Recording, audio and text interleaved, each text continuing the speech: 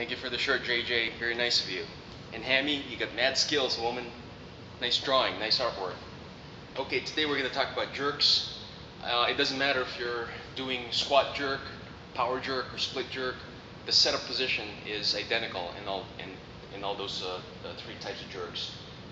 First thing you want to do, you want to make sure that your feet are in hip width position. Essentially, the moves are very much identical to the cleans or the snatch as far as the hip extension and retraction. So one thing I would do is do some of the Dirty Dancing drill. In fact, the movement is very similar to Dirty Dancing as far as popping your hips and then coming back down. The only difference, of course, is when you snatch or clean, you are starting off the ground and then you're placing the bar on your shoulders on the clean, and on the snatch, you're placing it overhead position. But on the jerk, obviously you're going to move from the rack position to the receive position. But all the movements are the same as far as the hip goes. What was I talking about? Oh, the hip width position, your feet in this position here. So what you want to do, and this is going to require some imagination, you want to pretend that you have an object behind you, a box or something like this, and that object, whatever it is about 4 inches away. So when you dip, I'm going to show you first how to dip. A dipping or jerk dip is just as important as it is on the setup position on the clean, because if you have a less than perfect jerk dip position, everything else, it's going to fall apart. So this is really, really important for you to learn, Janny. So at any rate, so you have the bar in the racking position like so, and the jerk dip looks more or less like this. I'll do a couple of repetitions and then I'll explain.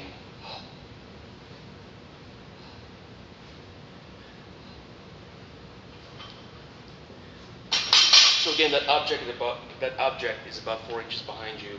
When you dip, you want to engage just your hips. You don't want to lean forward. You want to keep your torso upright, but just engage the hip. Pretend that you're going to touch that object with your glutes, like so. This is the setup position on the jerk dip. Boom. I hope you can see that. Boom. The other thing too is when you get in that nice dipping position, you don't want to dip too deep, because if you go too low, you're going to have to exert that much more output on the way up.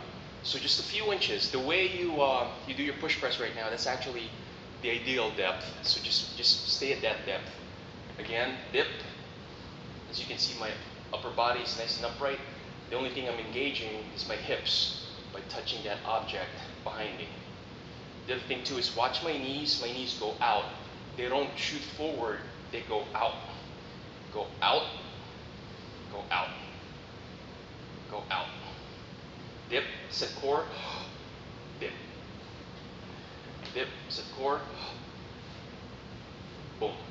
And one thing you want to make sure too is when you're in the dipping position, you want most of the weights on your heels. You don't want to shift the weight forward onto the balls of your feet. Always on your heels. Heels, heels, heels. Very important.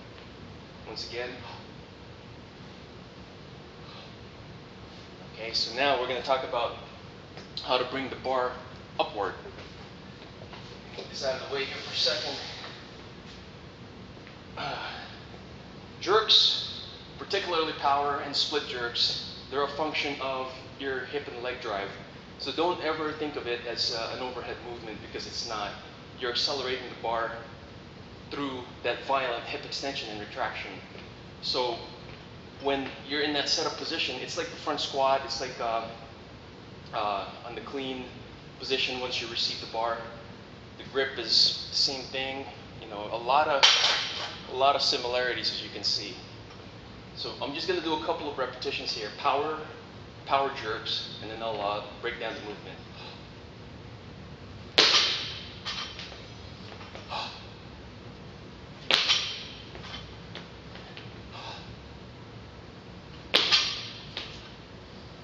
Do it sideways.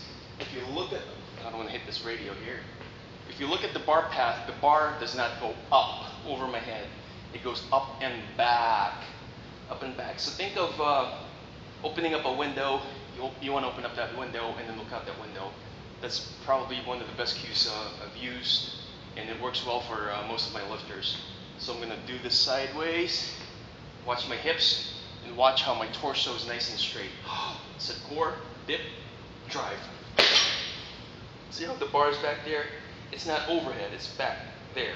That's where the center of gravity is. The cue, dip, drive, punch roof. Think of punching the roof.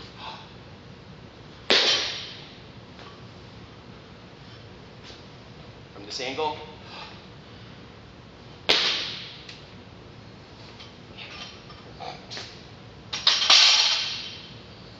So again, feet hip width in a setup position. Once you punch the roof and you drive your hips and punch the roof, you want to shift or shuffle your feet from hip width to shoulder width. Make sure you finish your extension. Okay? And that's it. Thank you again.